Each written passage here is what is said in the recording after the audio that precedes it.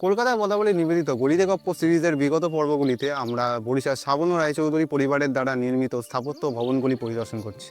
আজকে আমরা ঘুরে দেখব বরিশাল বেনাকি বাড়ি। বেনাকি বাড়ি।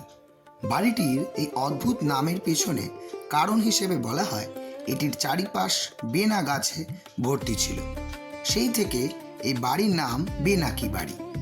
এটি 1800 শতক নাগাদ শ্রাবণ রায়চৌধুরী বংশের সদস্য রামচাঁদ রায় চৌধুরীর দ্বারা প্রতিষ্ঠিত হয়।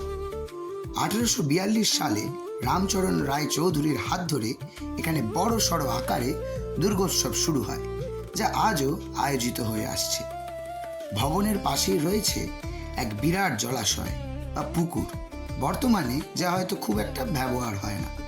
আর এই পুকুর সংলগ্ন রয়েছে কলকাতা পৌরসভার হেরিটেজ গ্রেড 1 স্বীকৃতিপ্রাপ্ত একটি শিব মন্দির। মন্দিরটির গঠন আটচালা ও গায়ে পোড়ামাটির কাজ। বেশ কয়েকবার সংস্কার হলেও মন্দিরটির প্রাচীনত্ব কোনো অংশে কমেনি। 1960 খ্রিস্টাব্দে মাত্র 56টি বই নিয়ে এই বাড়িতেই শুরু হয় বরিশাল প্রথম পাঠাগার। পরে তা স্থানান্তরিত হয় বারাসিব মন্দিরের সামনে। ভিডিওটি ভালো লাগলে লাইক ও কমেন্ট করতে ভুলবেন না।